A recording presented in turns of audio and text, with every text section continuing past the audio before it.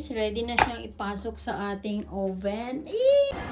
Hi guys! Welcome to this YouTube channel kung saan lagi kayong ang kita!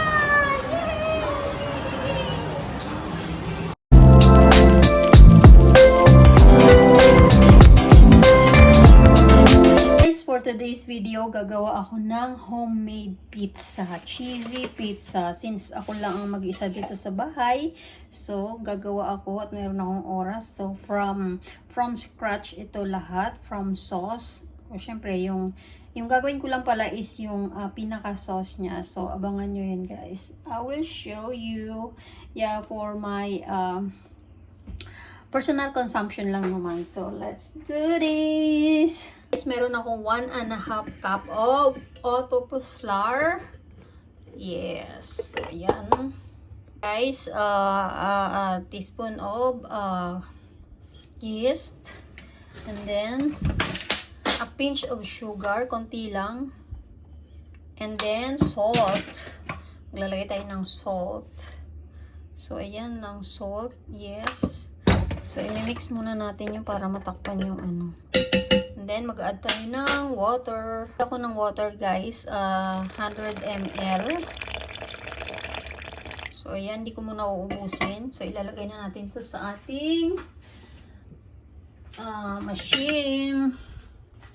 Yan. Dahil craving tayo ng pizza. So, ayan. Tignan natin.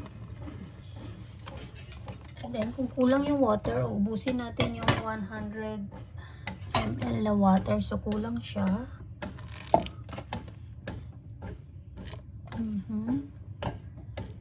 Magdadagdag pa tayo. Mag-add pa tayo ng water. Tayo ay gagawa ng sauce na fresh tomato.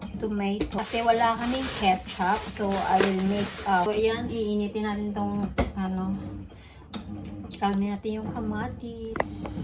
So, itong kamatis natin guys, no, wala akong innerwear. So, isang cherry tomatoes. Sinusutay natin yan. Add na natin yung kamatis kasi nag-drop na. Time to take out yung ating dough. Tsaka ilalagay natin tong ating dough. Dough. So, ito yung ating dough.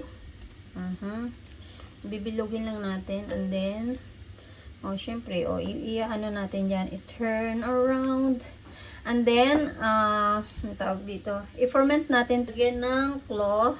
Yan, diba? So ayan guys, medyo nadurog-durog na yung ating kamatis kasi tinakpan natin at the same time i-press natin para mas lalo siyang madurog. Diba? Fresh yung ating sauce sa ating pizza. Ganun lang yun, na-discarte ang inday nyo. Kasi wala kaming ketchup. So, gawa tayo ng sarili. So, lalagyan natin siya ng seasoning na salt and pepper. Diba? Kunti lang. Hindi natin ubusin. Sana all. Mag-a-add tayo ng water. Ayan, ang ating pizza na mayroong available tayo. Meron akong available na red bell peppers. So, para hindi masayang, so, yung ating sauce is ready na rin. Guys, yung ating tomato, diba, pag i-check na natin yung ating pizza dough, tayo ng kamay ng very, very well. Diba? So, ayan. Ready to bake na. So, i-spread mo.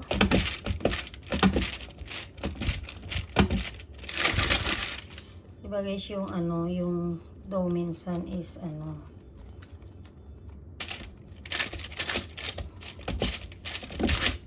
hindi lang tayo ganun ka-expert, diba? I-spread lang natin to guys ha, until lumapad. So, babalikan natin kayo para lumaki. So, ayan.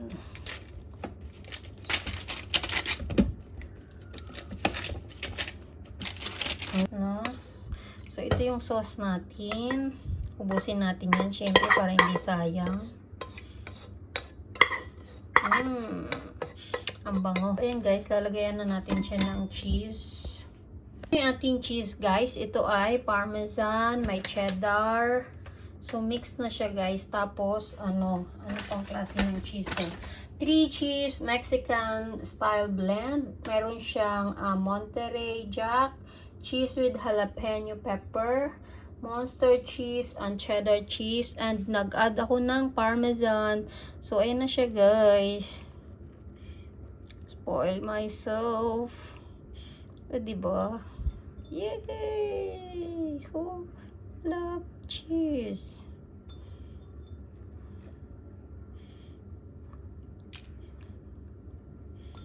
So, ayan guys. Grabe.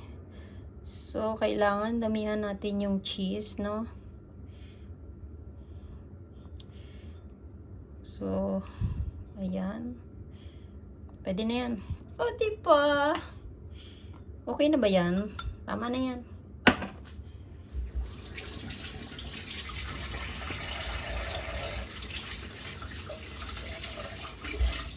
And now, ilalagay natin guys yung ating bell pepper. O, diba? Kasi, sayang naman. It's so wasted. So, ubusin na natin since I love red bell pepper din naman. Diba? So, kung gusto nyo ng cheese lang, so cheese lang ang ilagay nyo. So, ako kasi, kakainin ko to. Para, ito na yung dinner ko, pinaka-dinner ko. So, ayan guys. Ay, grabe siya. Ay, grabe si Inday. So, mag-a-add tayo ng kaunting cheese guys sa on top. Para para matakpan yung ating parmesan na lang. O, pwede na siguro to.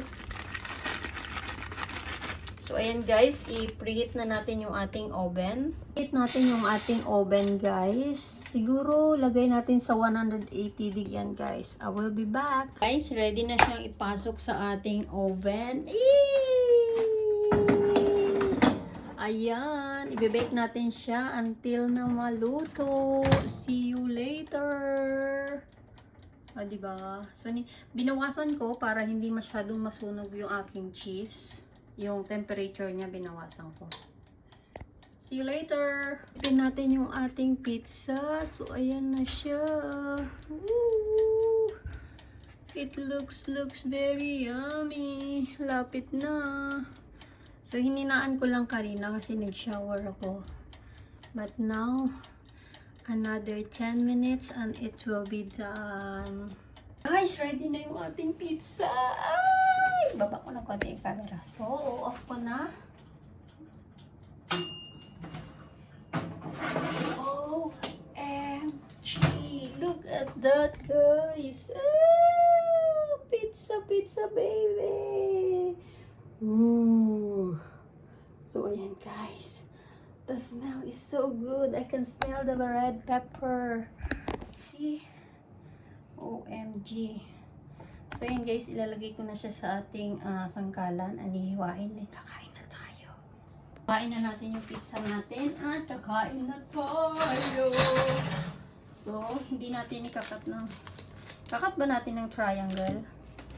OMG. OMG. And then... Oh my God. Balik. Habang mainit-init pa. Oh. Look at that, guys. So talagang masarap siya, di ba? Titikman natin. Upo tayo dito sa mesa. Kukuha tayo ng isa.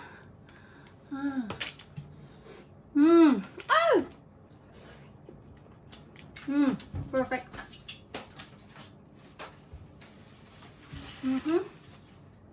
Ayan guys, kakain tayo. Magmumukbang tayo ng pizza. Oh my goodness. My homemade pizza.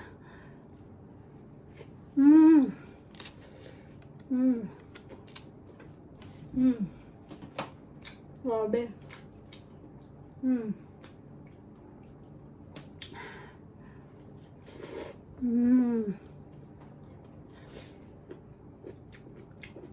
Really, really good. Cheesy pizza with red bell pepper. Inubos ko yung red bell pepper namin para hindi sayang.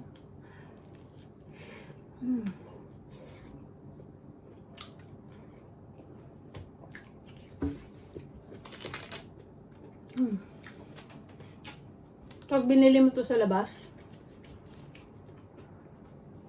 at least magkukost ka ng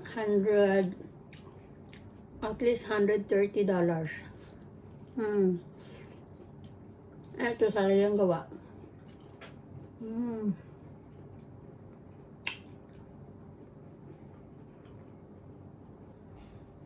Oh my god. It's yummy while it's hot.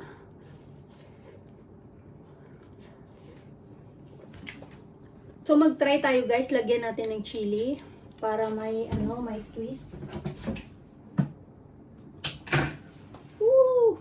Kunti lang kasi manghang to, tsaka mainit pa yung pagkain natin. Wala tayong tabasco eh. So ito na lang.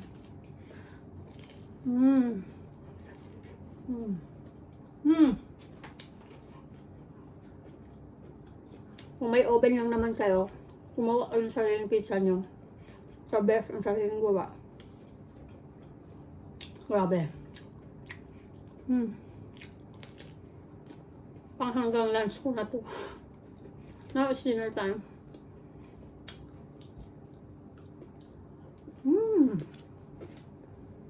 So, ayan guys, ang pizza natin.